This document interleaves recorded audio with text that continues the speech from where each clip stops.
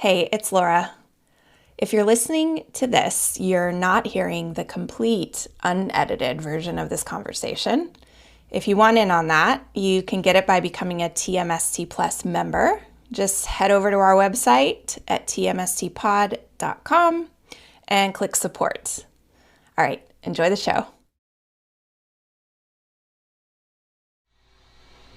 Hey, it's Laura. I'm going to read you something, so settle in for a minute. It's a poem. If you listen to a woman breathe, she'll tell you exactly what she's looking for, or if she's looking at all. What she wants, what she needs, right there in that light year between breaths.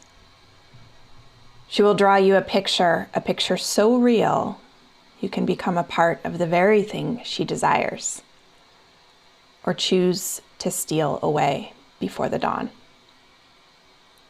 If you stay, train up your ears, because what she wants, needs, or desires is subject to change in a heartbeat. But always remember, if you commit, be sure and hold your ground, but never, ever hold your breath. Because be sure she's also listening to you. That's called Inhale, Exhale. And it's written by Frank X. Walker, today's guest on the show. Frank is Kentucky's former poet laureate and one of the co-founders of the Affrilachian Poets, a grassroots group of poets of color living in the Appalachian region. 30 years after their founding, the Affrilachian Poets continue to dismantle the idea that Appalachia is a white region devoid of literature and the arts. For decades, Frank's work has embodied a deeply personal approach and challenged us to see poetry as an urgent voice that can touch on our experience of living in a way other written works can't. That's definitely been my experience of poetry. Today, Frank is the director of the MFA program at the University of Kentucky, and he's mentored hundreds of artists along their path. He's the author and editor of a dozen books of poetry, and as you'll hear, Frank is just a lovely, thoughtful, and really cool guy. I loved engaging in his work, and I think you'll be really glad to meet him.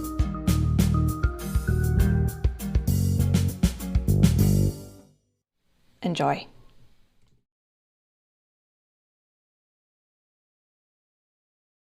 Thank you so much for being here. I'm very excited to talk to you, and I'm just going to kind of jump right in if that's cool with you. Just jump in. That works for me too.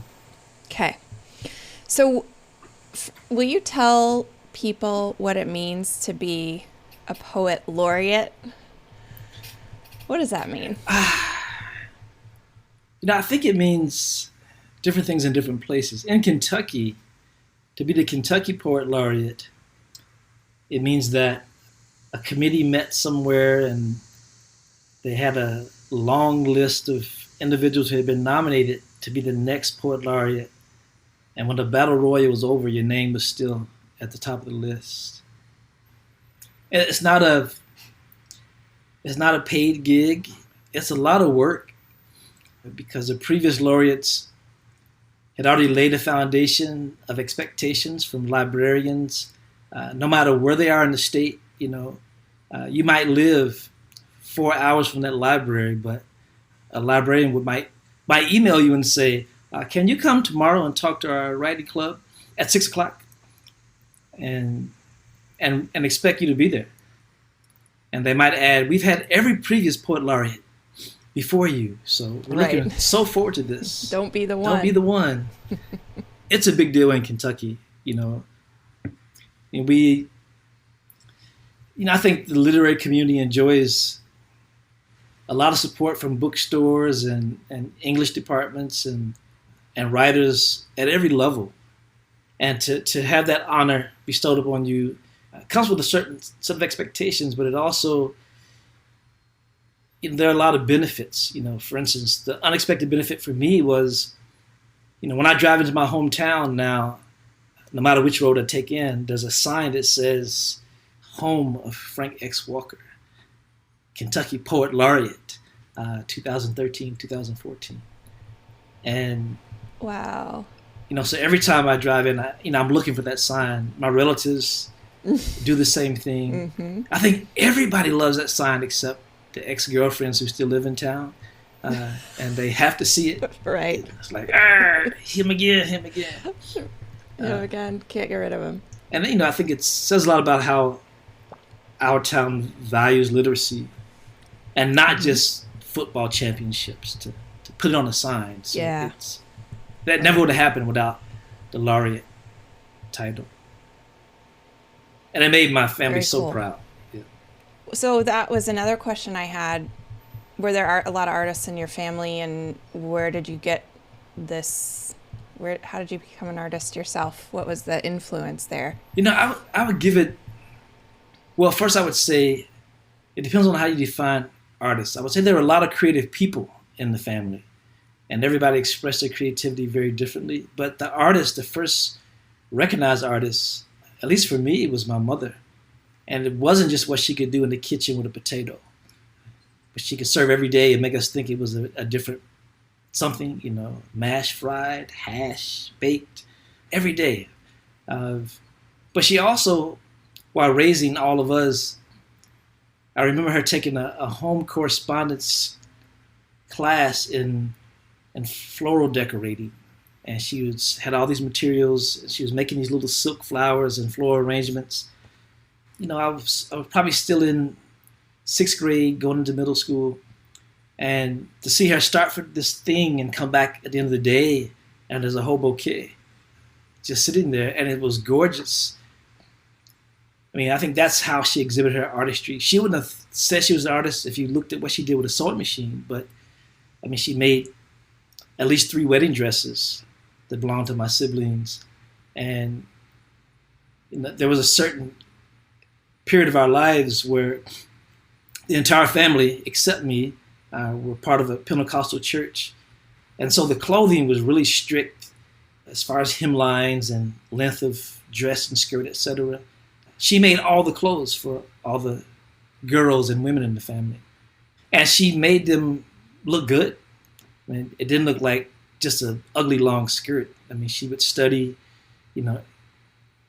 images from magazines and have these patterns in her head, and could sit down with a piece of cloth and run it back and forth under this machine and inside out, and then iron it and turn it over, and boom, it's just a beautiful garment.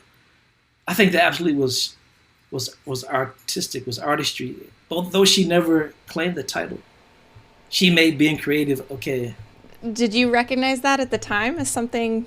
I think not at the time, because I know it was special for sure, but I think the term art was somehow tied to art class in school, and that meant you were painting, drawing, or making something out of clay. It had a very limited idea what art is, or what art could have been, and I didn't recognize it then that my aunts who were styling hair, what my grandmother could do in the kitchen, even my grandfather, what he did around the farm. He was trying to find ways to be creative, to survive. But I think growing up in that space, it really felt normal for me to want to create just anything. So when did it turn to words? How did you discover the magic of poetry for you as the... Well, I think the words came before the poetry. I think the words came along with the images. I was a big comic book collector as a kid, and I started drawing and writing my own comic books, by the time I was in the 7th grade. And so I was trying to develop both things at the same time. I wasn't able to think about them separately. Poetry did not become a real thing till high school, when I took a creative writing class, and my teacher told me that's what I was doing, and encouraged it. I had a chance to be published. as a high school student. And then after I thought about it, I realized that I had written my first poem in middle school, February the 13th, after being bowled over by one Darlene Bartleston. And I knew it was going to be a love poem. Yeah. And I struggled all night to craft it, and then I wrote it and put it inside of a card and bought a big candy bar. And on the 14th, the next day, I saw her in the library, and I walked up to her and I gave her this big candy bar and this card with a poem inside of it. And she turned around and handed the candy bar to her boyfriend. Oh my God. No, that's not the outcome I was hoping for. Me either. But what it taught me was poetry hurts. Who would want to be a poet? Yeah. So I stayed away from that for at least another year and a half. And my high school teachers, really did a good job broadening the idea of what poetry could be. And then it didn't have to hurt. It can hurt, though. Oh, it can. I heard, it can. It still does. I heard, yeah, it does. And I heard, I don't know, maybe it was David White say that poetry is the language for which the ego has no defense. I love that. And I thought that was true in my experience. Yeah, if you have... That it reaches you. It's kind of like music. Music is that way for me as well. I would agree. Same here. I mean, I think that some of my probably stronger influences earlier in my development were all musicians, singers, who had powerful lyrics that just kind of stayed with you, followed you around. Curtis Mayfield, Stevie Wonder, even James Brown, when he was being political and not just trying to entertain, wrote most of his own work. And some of that stuff was just hauntingly powerful and still relevant today. So, yeah, before I was reading the great poets, I was listening to the great musicians and being influenced as an artist, not just a poet, I think, and politically at the same time. I think of myself as a artist activist, and that activism was ignited listening to Marvin Gaye's "What's Going On" and anthems like that. Yeah, well, that leads me into what I want to talk. So I want to talk about your work now. So you have to school me here because I have lived in the Midwest and I've lived in the Northeast now for 20 years, never in the South. So am I saying, well, I didn't even know of the term Affrilachian, but Appalachian, or is it Appalachian? On this side of the mountain, we say Appalachian and Affrilachian, or if you get it wrong, we're throwing Appalachia. Okay. Well, I asked for that reason. I don't want to be that person. So the Affrilachian Poets, which you came up with that term, Affrilachian, they've staked their claim in the literary landscape because of you and because of the voices and the subject matter. So tell us about the genesis of the Affrilachian Poets and what that looks like today. Okay, I'm going to go back 30 years, and this year, 2021, is our 30th anniversary as a group, as an active group of writers, a collective.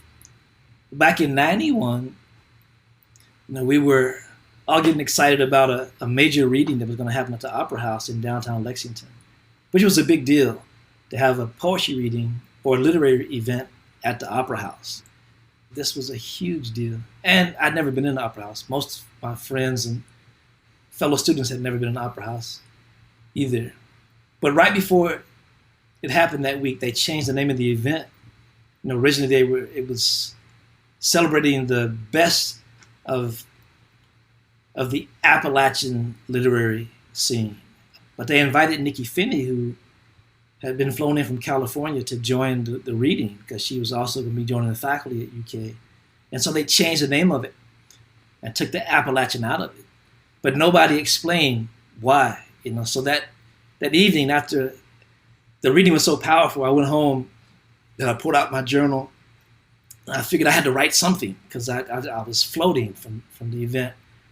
Then it occurred to me that Appalachian was no longer on the program and had kind of fallen out over the course of the last 2 weeks.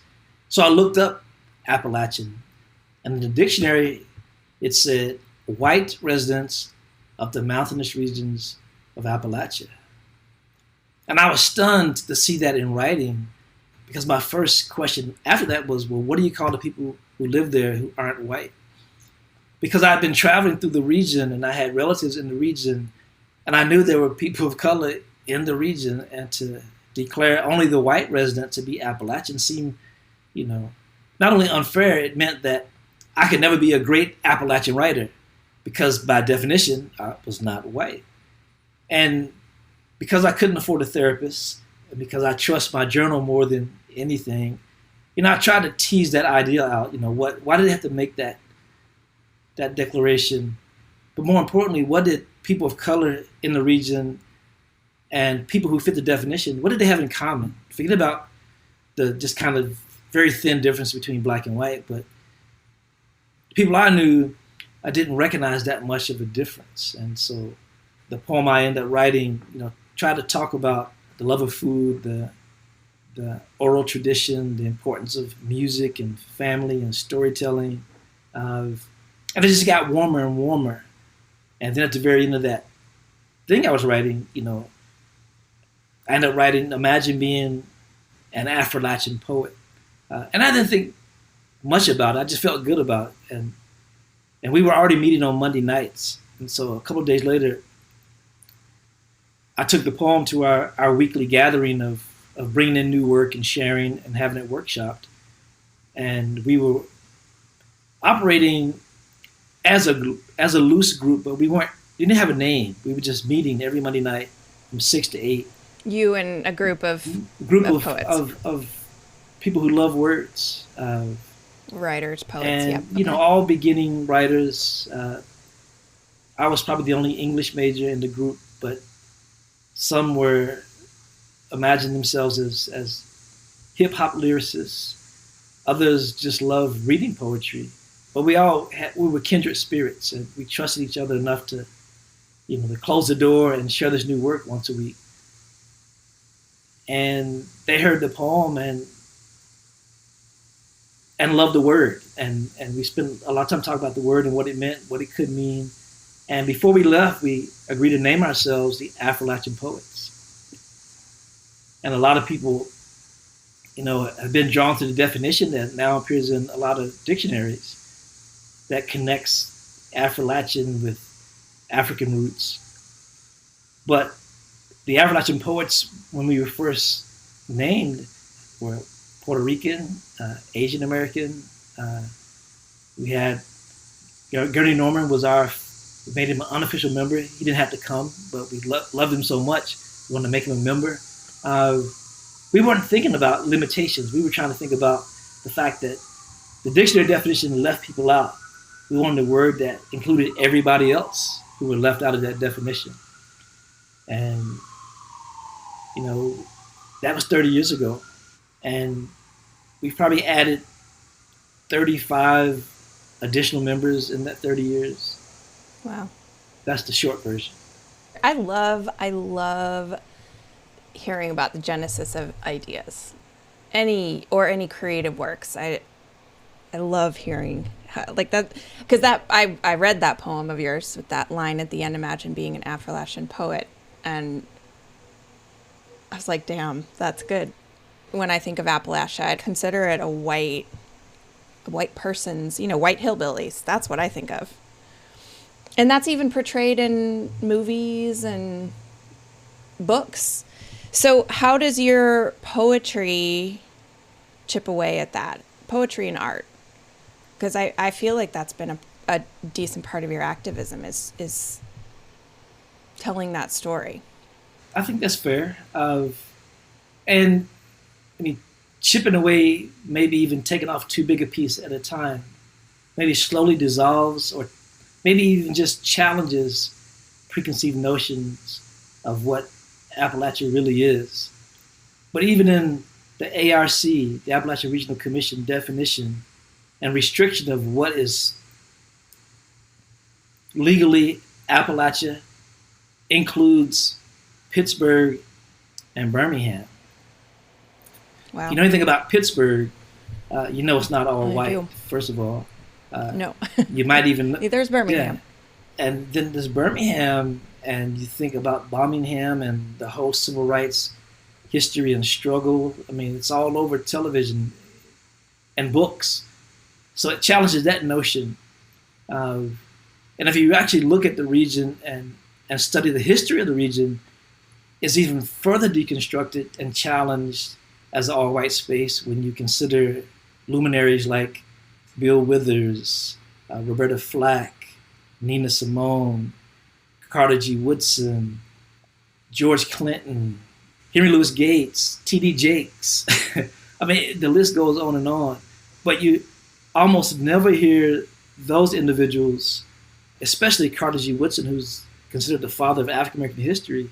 You never hear their name talked about in a space where the Appalachia is being discussed. And I think because of that, you never get the chance to put Snuffy Smith and Daisy Duke up against a Nikki Giovanni and Sonia Sanchez and these individuals who kind of challenge that one side of that coin. If you ever had them in the same conversation, you could never sell this idea of an all-white, homogeneous, uncultured, unlettered space that is so easy to caricature over the years by television and mass media. I think that mass media so does, starting with Deliverance, because that's so iconic for a certain age group, and Beverly Hillbillies and the Dukes of Hazzard. If you buy those media projects as a true representation of the space, then it's easy to believe it's the caricature.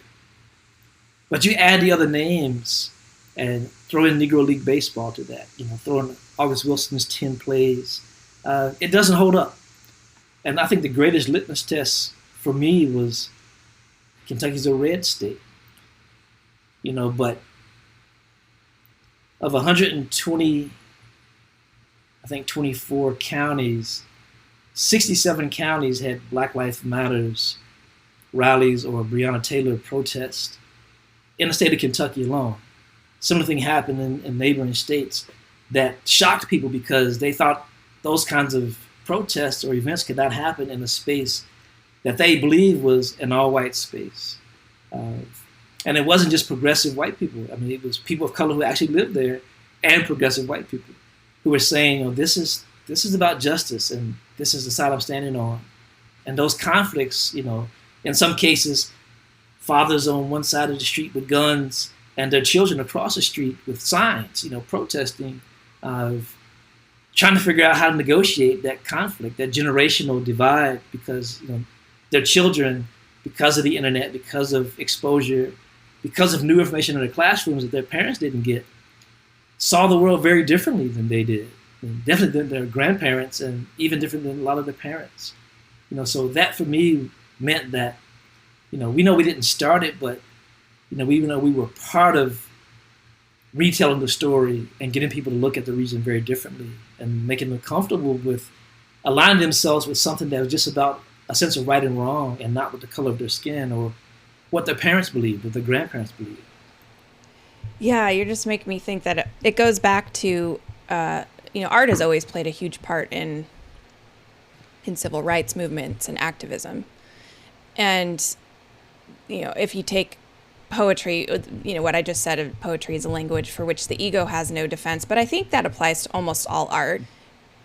It's very easy to see art as entertainment and not as valuable as it is. And I heard you in one of your lectures, or maybe something that was online, maybe it was your Creative Mornings talk or something like that, say you couldn't imagine a world without art, experiencing a world without art, and it's not because of it, and for me it's entertainment. There's a beauty and entertainment to it, but it's also such a primary way in which we can actually hear each other or meet each other beyond the limitations of our minds, say.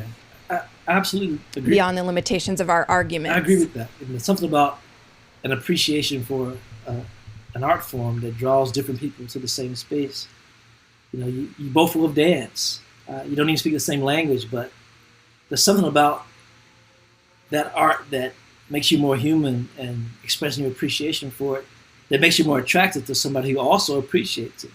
And I think it doesn't necessarily erase, but it doesn't erase your differences or the boundaries, but it makes the other person look more like you because obviously they feel like you, they love like you.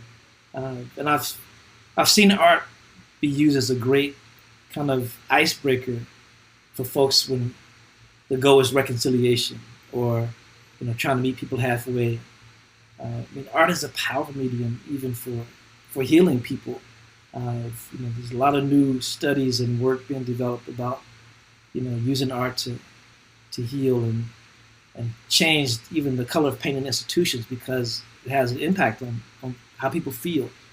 And having worked in a lot of art programs over the years, I've seen what art does for young people, especially teenagers with who don't even know who they are every day. They wake up and they're a different person every day because their hormones are bouncing in every direction and they're trying to figure out. Yeah, I live with one of those. Yes. Like, I hate you, I love you. I hate you, I love you. And they're making art. We've got one upstairs, and but that discovery, there's such a safe space that they don't get that watching television passively, but producing art, they can express themselves. They can be angry, they can be in love, they can try to understand what they're feeling and how to articulate it, as a color or a sound or the right combination of words. Yeah, I think art in general, I think is necessary to really express and appreciate being human, And it's a way to articulate our humanity. And, probably not all art,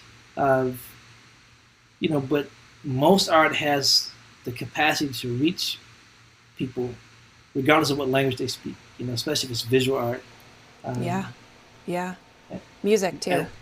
Music even more. So, I think that when I think about the space my mother created for us, watching her work and then being in the space where she's also listening to music.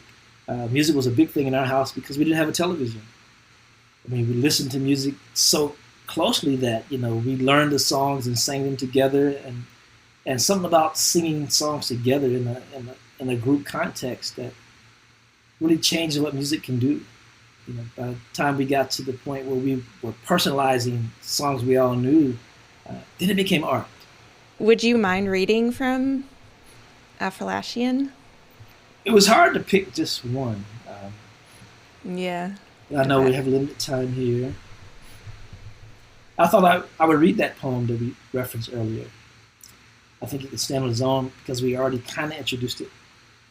This is what I was trying to figure out, what it meant to be in a space and debate whether or not I was part of it, and what it meant to be in Kentucky and all the kind of iconic stereotypes that come with Kentucky. So this is called Affrilachian for Gurney Norman and Ann Shelby. Thoroughbred racing and hee-haw are burdensome images for Kentucky sons venturing beyond the Mason-Dixon. Anywhere in Appalachia is about as far as you could get from our house in the projects. Yet a mutual appreciation for fresh greens and cornbread, an almost heroic notion of family and porches, makes us kinfolk somehow. But having never ridden bareback or side saddle, and being inexperienced at cutting, hanging, or chewing tobacco, yet still feeling complete and proud to say that some of the bluegrass is black, enough to know that being colored and all is generally lost somewhere between the Dukes of Hazzard and the Beverly Hillbillies.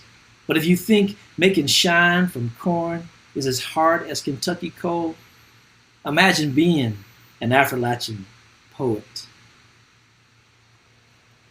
30 years old, that poem. What were you doing at that time, work-wise? Did you call yourself a poet then? Or were you still... I think I thought of myself more of a visual artist back then, who also wrote poetry and plays. I was part of a theater group called the Message Theater. We did a community theater group that did original political plays. So my activism was already doing its work. The poetry was, it was kind of a quiet, private thing for me, and it was really more introspective, and it was how I was figuring out the world. I always joked about, I was only a poet because I couldn't afford a therapist. I really meant that, and it has. Yeah, I know. I've been there. I've been there. And it said a lot about how and why I went to the page. I needed to figure stuff out. A lot of the work takes seed in trying to figure out something that makes no sense to me, and sometimes just asking the question is poem enough. Then other people recognize a similar struggle and can empathize with you and understand just what you felt because they felt the same thing. So a lot of the work is about social justice, it's about family and identity and place. And I think defending my place here, because a lot of people will look at this space and not see me, and being rendered invisible was just something that, once my activism kicked into gear, being made or to feel invisible or muted was something I was pushing back against. So poetry and creating and being an artist and expressing that seemed like a safe place to do it.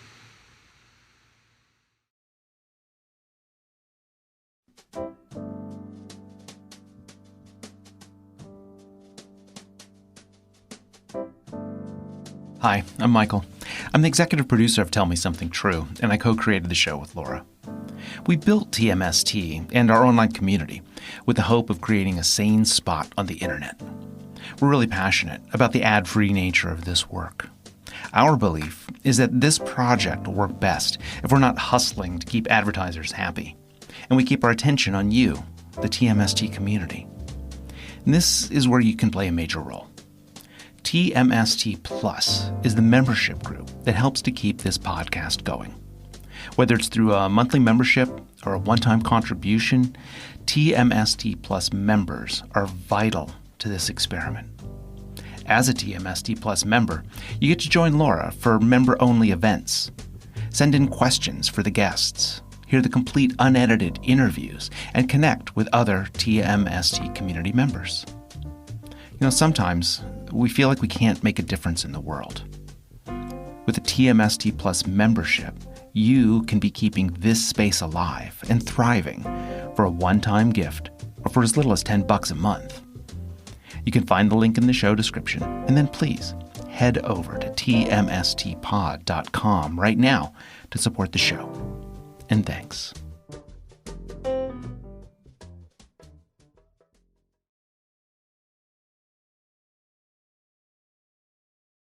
So in 2017, sort of, I suppose it's ironically given the past 2 years, but in 2017, you described the current environment as part of a painful transition, you said, and you believe artists would dive into the curve and ride it like a wave.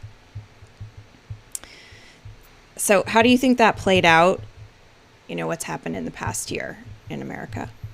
Yeah, I think I personally felt a certain responsibility to record what was happening in real time. And I wrote a whole book of poetry called Masked Man Black that were just pandemic and protest poems that tried to... What's it called? Masked Man.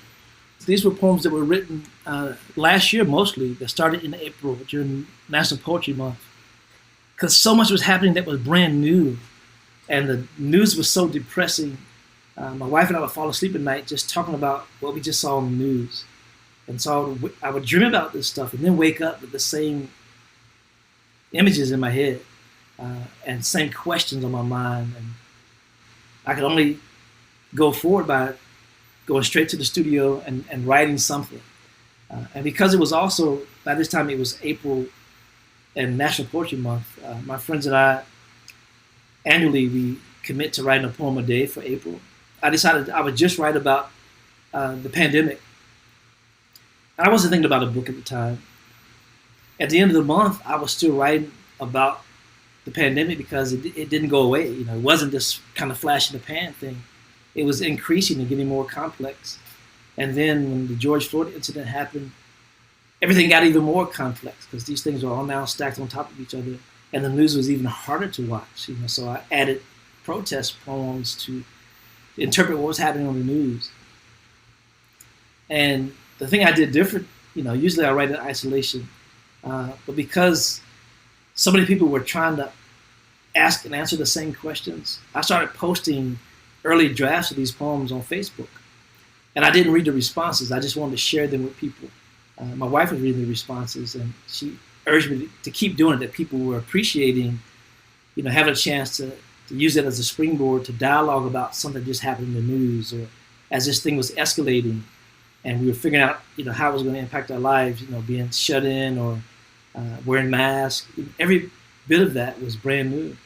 And what people appreciated the most, it seemed, was being able to discuss what was happening in their lives with other people who weren't in the same house. So that kind of forced separation to happen early on sent people to social media to have conversations about what was happening. So we were, I think we were providing therapy for each other and ourselves in that space. I was still writing those poems every day through the end of July. And the publisher contacted me and said, what are you gonna do with all those poems? Did you have plans? I said, I'm trying to understand what's happening every day. I'm not thinking about. I'm trying to survive this, right? She said, we see this manuscript. You need to send us something, because we think this is timely and we can have it turned around by November. And this was July. And I was thinking, books take a year and a half to go from conversation to print. We also believe that it would be over by December. And so I had 4 months to help make a book and then to push it. And now this April, I was thinking, I stopped too soon. I should have kept writing. And I've even contemplated starting again just because of the Delta variant. But I'm afraid that that energy will give it more life and it'll last another year and a half. I mean, for me, it's like breathing. It's like, looking at something and talking about what you're looking at. And then the work starts in the crafting process, trying to turn this rough draft into what qualifies as a poem. It's easier for me because that's what I teach. I teach novices and anywhere from, high school up to graduate school level poets, how to perfect their craft. That's my, vocation and avocation, to be in the middle of all these words and art making that so many people find useful, because it's a different kind of thing to do. So it's harder to say that, I'm even a poet, because once I say that, then it leaves out visual artists, it leaves out playwright, it leaves out the fiction that I've been able to write because of the pandemic. I think that a lot of people felt themselves shut down because of the pandemic and unable to create anything. But for me, it was the one thing I hadn't had, which was long stretches of uninterrupted time to create art. Right. So in the last year and a half, as dire as it's been for the rest of the world, I've made more art and written more than I ever have in my entire life. I finished a novel, I wrote a children's book. Really? My third art exhibit. Had you written a novel before? I've been working at it. Trained as a fiction writer since my undergraduate years, but I could never find the time to finish a whole book of that length. When I finished the first draft, my editor said it's too long. How long was it? 600 and something pages.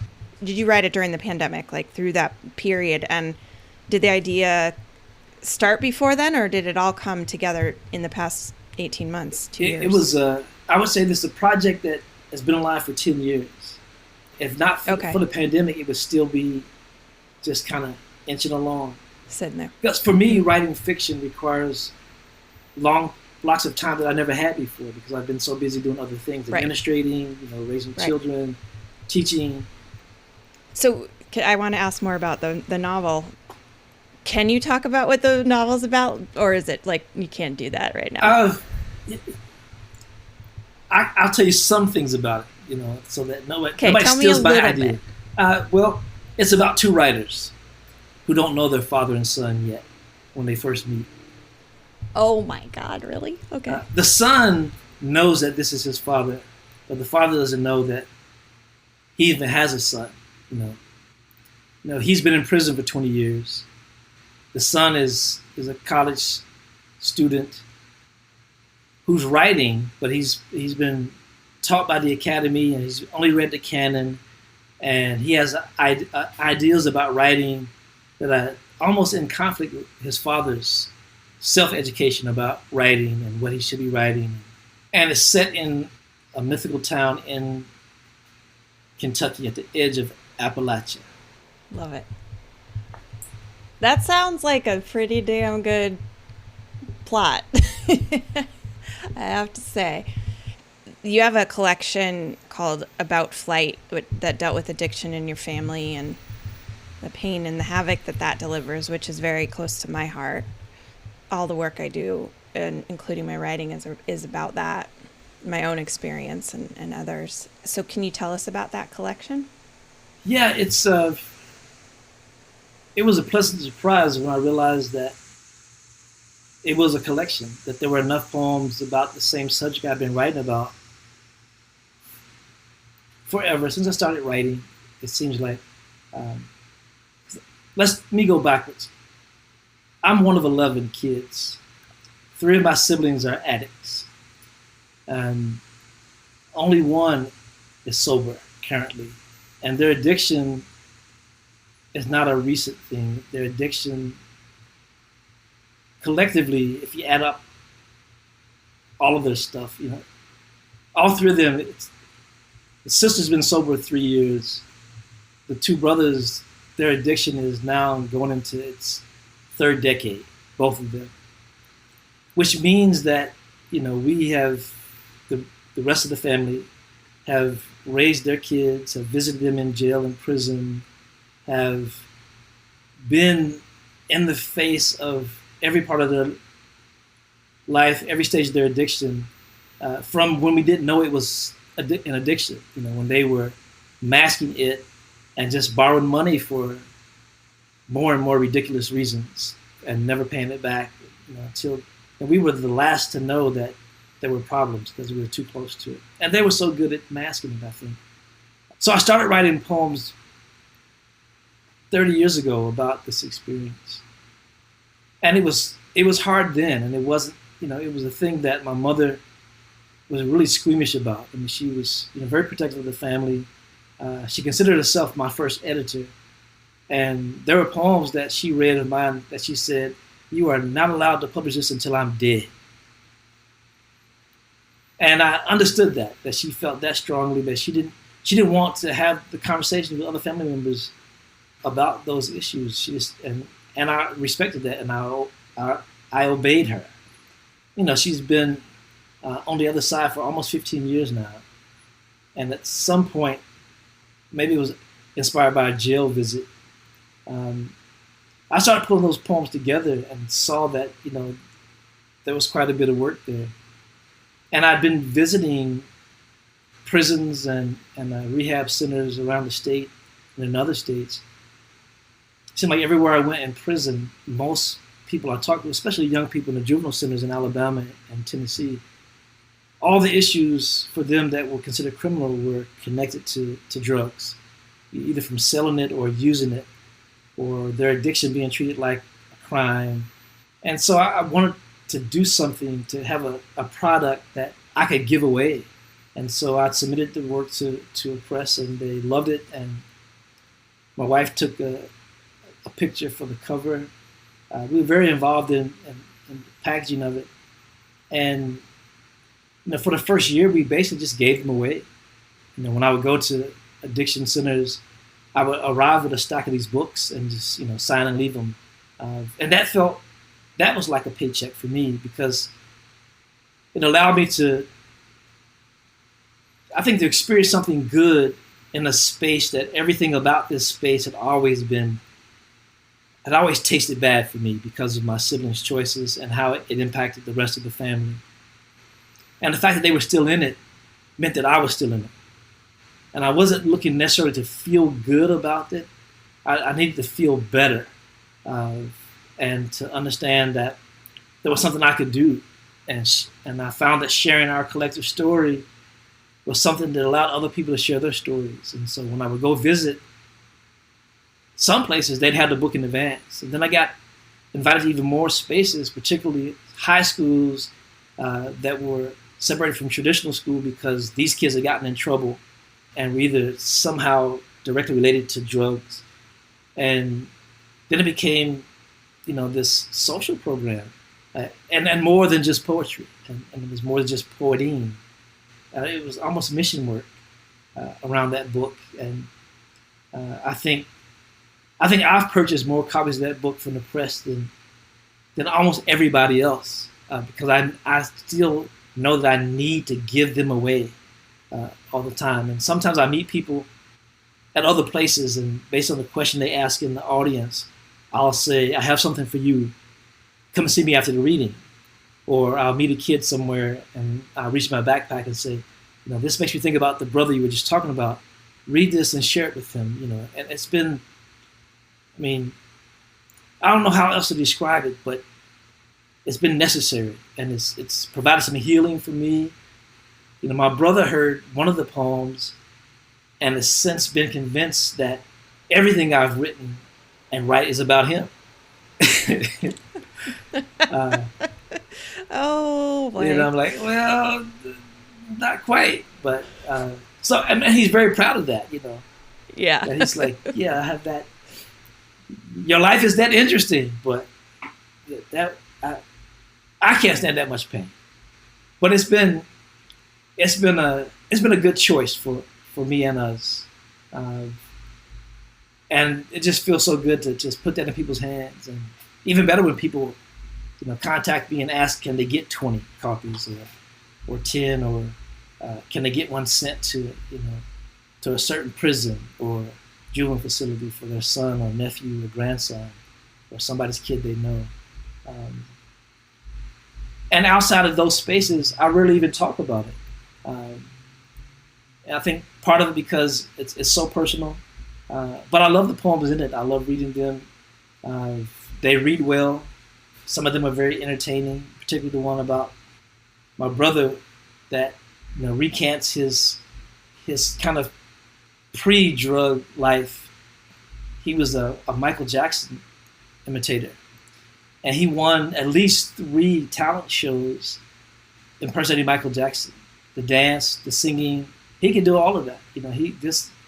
This kid, we always say he was the most handsome, he was the smartest, he was the most talented, and the most athletic of all of us. Mm-hmm.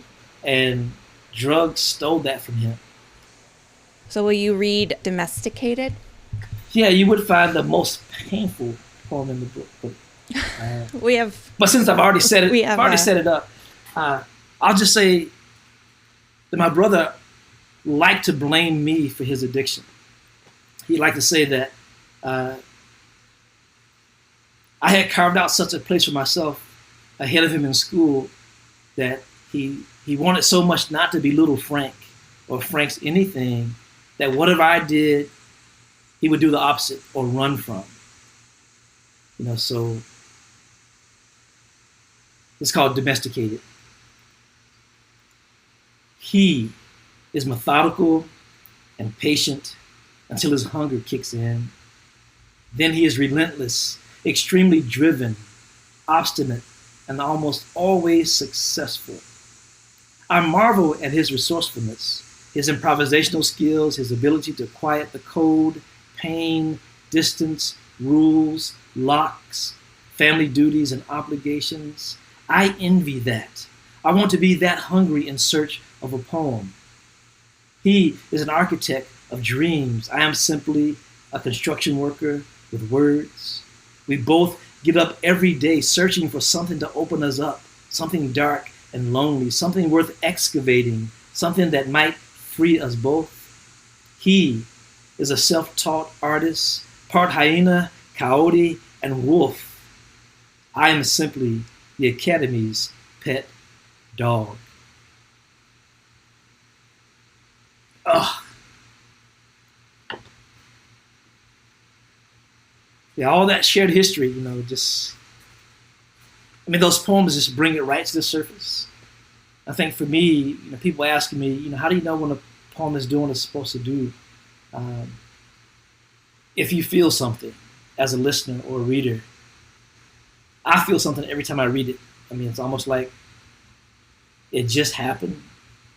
And my brother and I don't spend much time together.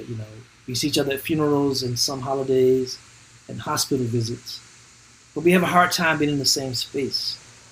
It sounds in that poem there, I don't know if I'm hearing it projecting on you, but it sounds like there's some compassion, or I don't know, it's a different, the way you describe him is, maybe it's not compassion. I've described being someone who loves someone in addiction as the like a second address in hell. But being in addiction is very much a hell, and loving someone in addiction is just another address in hell.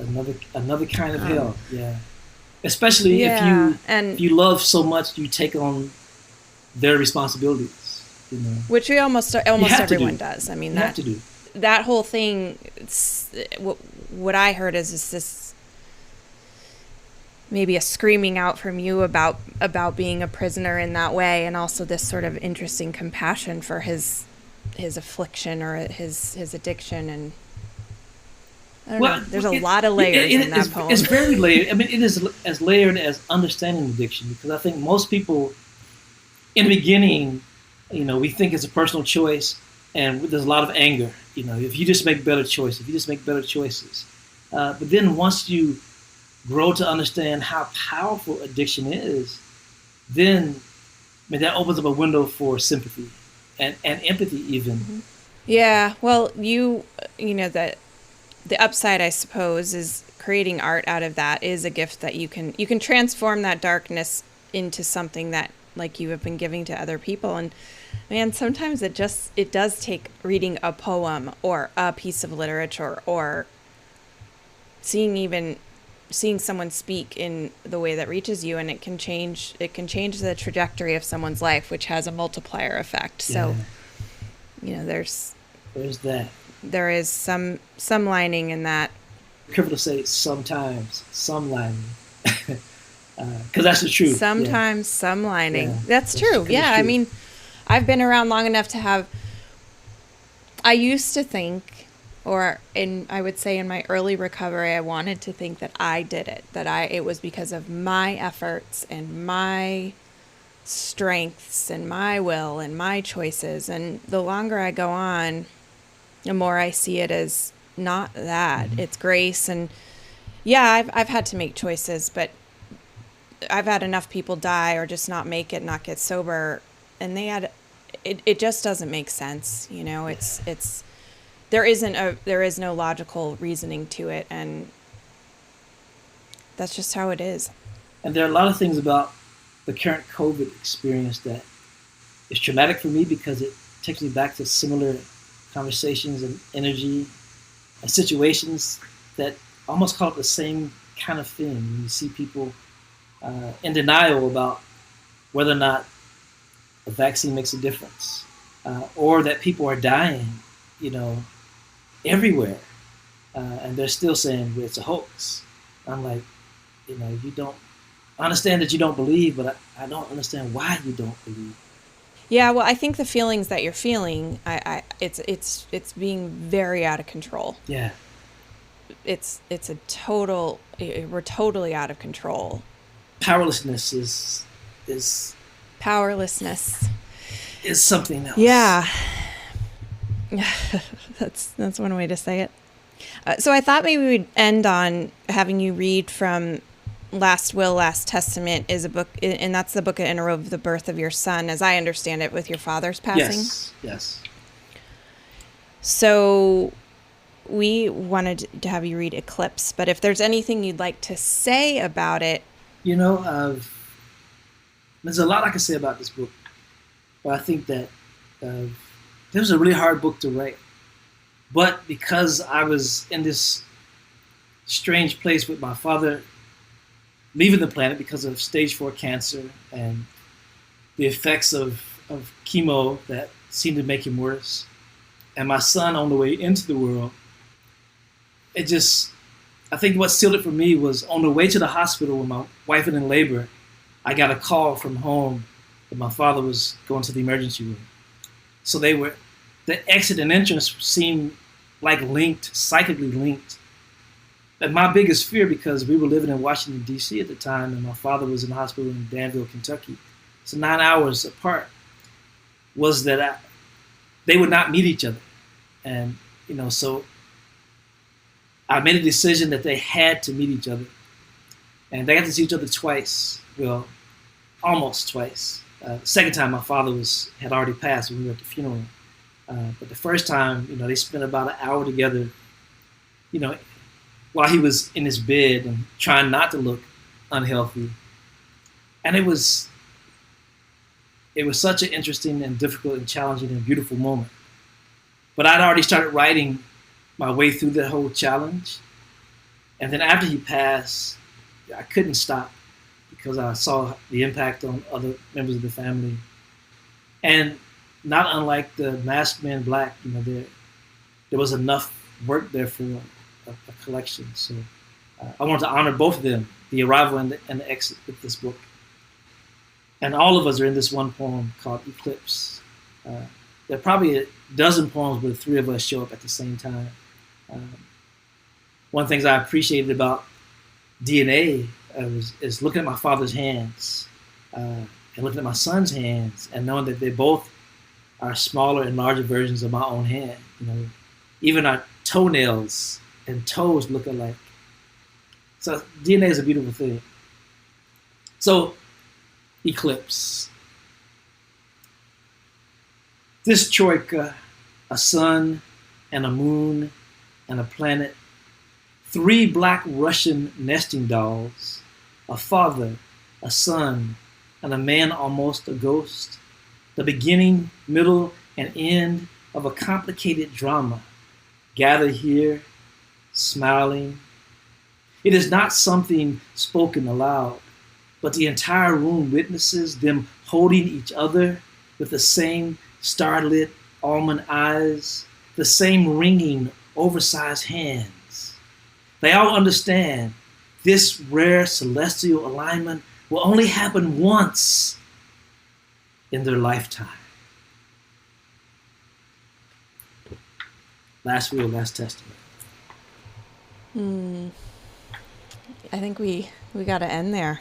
I don't think I can add anything to that. Thank you so much. This has been, I even forgot how hot it was.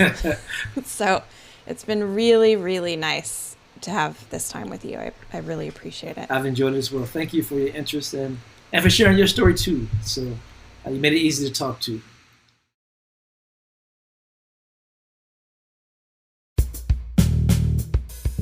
All right. Thank you so much for being with us today. If you want more TMST, head on over to tmstpod.com and become a member. Members get access to the full uncut versions of these conversations, previews of upcoming guests, invites to join me for members-only events, and access to our members-only community where I hang out a lot, especially now that I'm not on social media. We decided from the beginning to make this an independent project. We don't have sponsors and we don't run ads. This means that we can make the show all about you and not what our sponsors or advertisers want. But it also means we're 100% reliant on your support. So my request and my invitation is simple. Support the show by becoming a member, or you can simply make a one-time donation of as little as $5. I cannot stress this enough. You can make a huge difference for as little as $5. Please head over to tmstpod.com right now. Tell Me Something True is engineered and mixed by Paul Chufo. Michael Elsesser and I dreamed up this show, and we're looking forward to joining you online and next time on Tell Me Something True.